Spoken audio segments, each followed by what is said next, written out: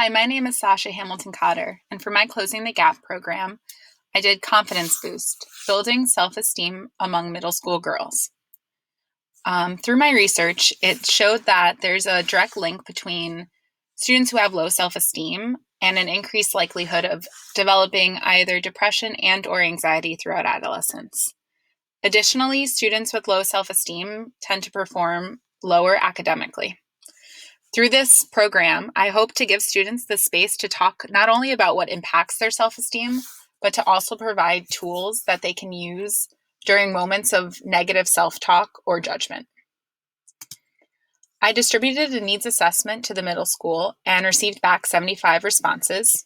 From these questions, I drew on the question of I have low self-confidence, which scored 25.3% of the students agreeing to strongly agreeing that they have low self-confidence or self-esteem, and the question I fit in at school, in which 21.3% of the students self-identified as not fitting in at school. Of these students and those who reported having low self-esteem, 19 fit the frame, 17 of who were female students, the majority in 7th grade. And from that, I chose 6 7th graders who were going to be in our initial group, originally hoping that with the timeline, I could repeat and offer this group to more students within the school year. The intervention plan, it was a 5-week small group intervention. In week 1, we would do introductions, go over group norms, distribute a pretest, as well as brainstorm both personal and group goals. In week 2, we would explore the concept of self-esteem versus self-confidence. And we would also draw on life experiences to begin constructing action plans. So times when the girls felt that they experienced low self-esteem. In week 3, we would recognize individual strengths and characteristics, drawing from role models in their life who they identified as having high self-esteem and similarities they could share among themselves. They would also complete a worksheet called My Wins, in which they could artistically share moments and achievements they've had in their lives.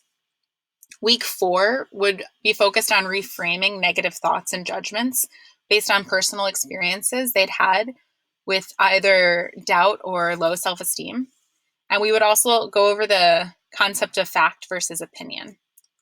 In our final week, we would focus on creating personal affirmations, drawing from the strengths the girls had previously identified.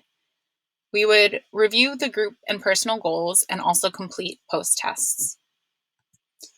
My expected outcome data was to have 100% of the students involved be able to identify personal strengths and decrease their negative self-image and judgment.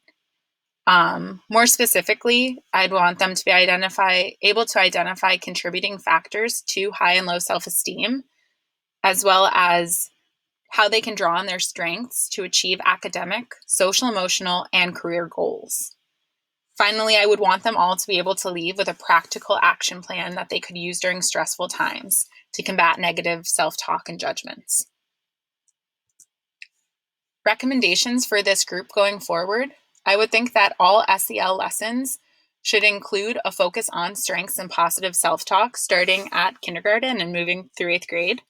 May is Self-Esteem Awareness Month, and there should be a school-wide initiative to focus on boosting self-esteem. Additionally, the students who had participated in the group the previous year could act as mentors for future group members, and even after graduation could come back and speak to middle schoolers. And then finally, I think there needs to be a focus to work with the ELL specialists to translate this program for ELL students, as they're often a group who experiences low self-esteem due to language barriers. That's my bibliography, and thank you for your time.